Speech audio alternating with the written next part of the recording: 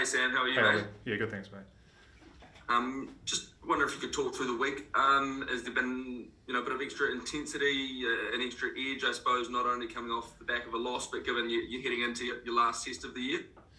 Yeah, I think you nailed it on the head straight away. I think we've had a really good week, led from Fozzie straight away, and then the leaders have trained really well, and that's what's expected of us. And I think we've had a great week. We were challenged on Thursday by the non-23, which is always good, and it shows that the whole team is prepared really well this week. And normally that means that we're in the house, and hopefully that means we show up on Saturday.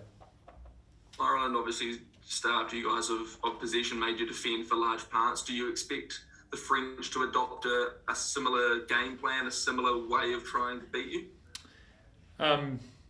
Yeah, I think they're a smart side. They'll stick to their strengths, but at the same time that they won't. That they would have looked at the last 4 or 5 games we've played, and that they will come up with their own plan. Starving us of ball is something that worked for the Irish, so I'm sure that the French side will probably use that tactic to some degree. And just lastly from me, it's a later start. Colsey was saying yesterday you might have to have a few extra coffees in the morning. Will there be a similar routine for you? How will you go about preparing for a later start? Yeah, it is a later start with a 9 o'clock kickoff. It's been interesting the last 5 weeks. We've kind of had earlier games and later games, but this is definitely the latest. Nothing's changed too much. We have adjusted our week a little bit, especially today. We've kind of pushed everything back half an hour to an hour, which hopefully gives us a little bit more energy around game time versus getting into bed around 9 o'clock. So it just means that we've kind of got to waste part of the early part of the day, but then once we kick into our normal time, so we have our walkover the same timing before kick-off. So it's not too bad. It's something that we just got to adjust with. Thanks, mate. Sweet.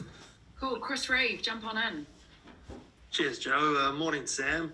Just Morning. when you looked back on the loss to Ireland, what was it that yourself and the rest of the captaincy group feel like you need to see more of coming up against France this weekend? Yeah, I think we've kind of touched around what we could have done better. I think they showed up and played really well, but that's not an excuse by us. I think we had the opportunity to score tries, and we did that to a point, but at the same time we need to take every opportunity that we're given.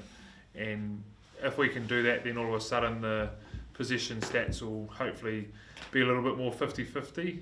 And I was never worried about the boys' desire to defend, but it is easier when you get to apply pressure through your own game versus absorbing all the time.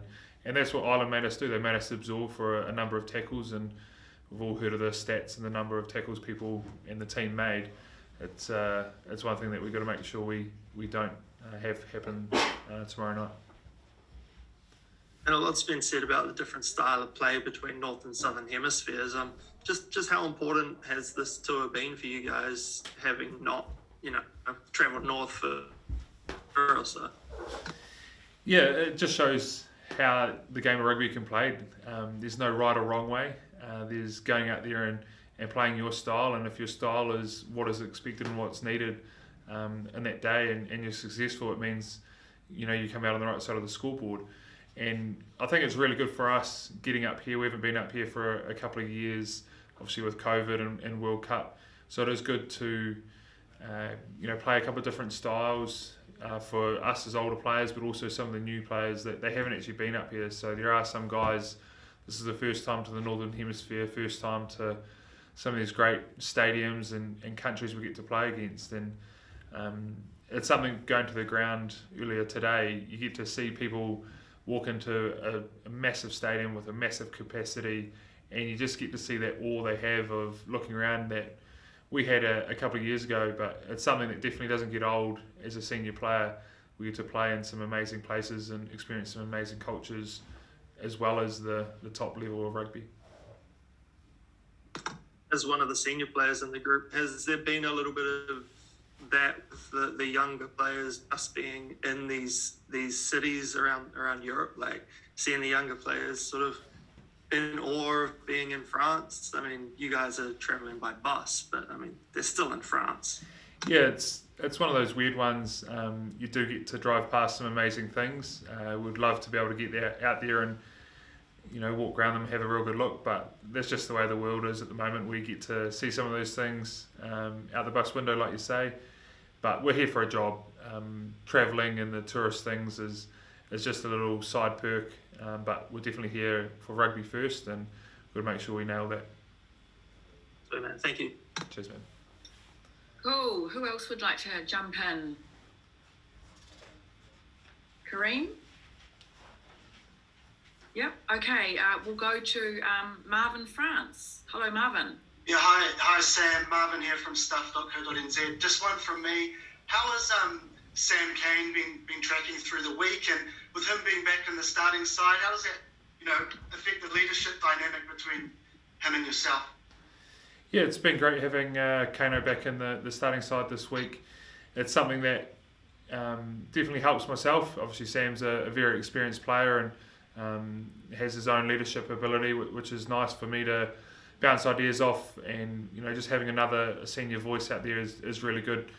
It's something that I've always said. It's never up to one person out there to lead this team. It's down to a number of people, and Sam's one of those key guys. And it just shows sometimes people don't understand how much people lead, whether they're starting, coming off the bench, or not even in the 23. So there's been a couple of guys out from our leadership group this game through injury, but they've done an outstanding job as well. So it's not just the captain leading or the 2 or 3 senior players. It takes leadership across the whole team to achieve what we want to achieve, and that's something that I've definitely driven this week. And as a leadership group, I think we've nailed that pretty well this week, having the balance of who speaks and when they do speak.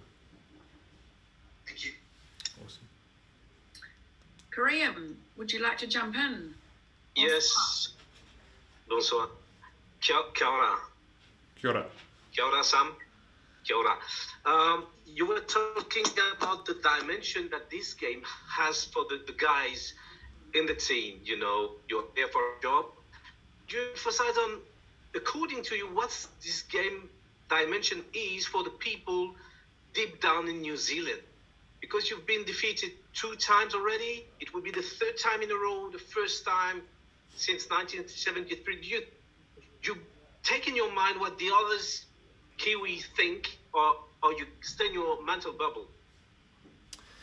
Yeah, really interesting question. Yeah, I think for us, and personally myself, the standards that the team and myself hold, we go out there and we want to win every game, and it doesn't matter who we're playing against, whether it's the top team in the world, a team on the rise, a team on the decline. We've got to go out there and put our best foot forward, and it's something that we as a team know our supporters, whether they're at home in New Zealand, currently in partial lockdown, or our supporters over here in France, they expect us to go out there and play well. And that's the exciting thing as a player. That's something that we walk towards, that pressure of knowing we've got to go out there and play our best, because if we don't, we won't come out on the right side of the scoreboard. Thank you very much. Cheers. Cool. Would anyone else like to jump on? And I'll ask one more. okay, cool. Joe, Sammy, the away strip this weekend, and I understand what we've been told is a kind of a special jersey this weekend. Would you be able to talk us through that and how you're feeling about not wearing the black jersey this weekend? Yeah, it's something as a kid, you grow up, you always want to go out there and put on the All Blacks jersey. Like you say, it's black with a silver fern and has the All Blacks on it. It is different for us this week. Obviously, the colour clash, we're going to be in white.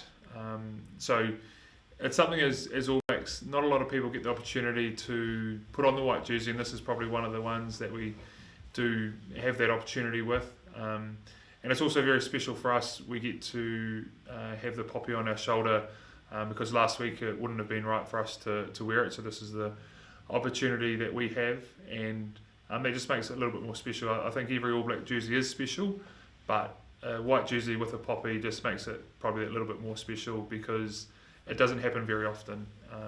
And it's something that we know as a team it doesn't happen very often, so the boys are pretty keen to get out there and put a great performance together because it is different.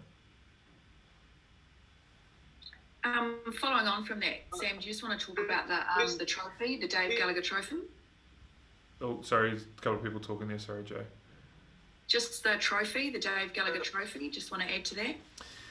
Yeah, I'm sure everyone on the call understands the significance that Dave Gallagher had for us as All Blacks, being the first Test captain of the Originals, and obviously the ultimate sacrifice that he made while I think the All Blacks were playing in New South Wales at the time when war was declared, and obviously as a team they were on the boat back and decided that they all would sign up together when they arrived back in New Zealand.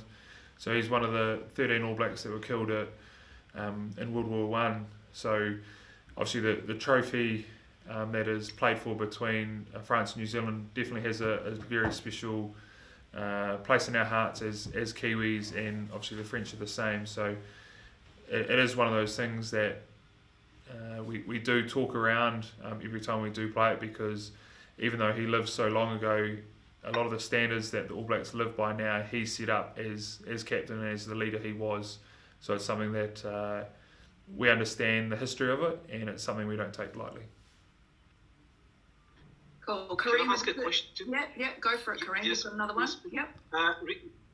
Sam just said it doesn't happen very often to play with a white jersey. Yourself, you're the second most capped All Black with, I assume, 131 caps. How many times did you have not you wear the black? How many times you wear white or another? For myself, probably don't quote me on this. It might be 3 or 4. I think this might be my third or fourth time. So yeah, I'd actually have to go back and have a proper look. But I think it is special because it just doesn't happen very often, and there are some players that play over 50 Test matches, and there just isn't an opportunity, whether we just don't play against France because of the clash of colours, or another team at say the World Cup is the other time that it sometimes can happen. So it's something that great players can play for a long time and just never be given the opportunity. Honestly, there's no superstition about not wearing black because, for the Kiwis. I think if you asked anyone, people are probably more excited to wear the white because it doesn't happen. So as long as it's got the silver fern on it, I think everyone's pretty happy. Clever. Merci. Cool. Okay, Scam. Actually, no, Morgan. We'll go to you, Morgan Moldy. Yes, bonsoir. Bonsoir. Bonsoir. Sam, do you consider France as the best team of the Northern Hemisphere, and why? Maybe yes, maybe no. I think that's a good question for after the game. I haven't played against France for a few years, so I'm sure if there's an opportunity after the game, if you're around, we can talk around that. But I'm really looking forward to the game. They play a different style to all the other teams we've played so far.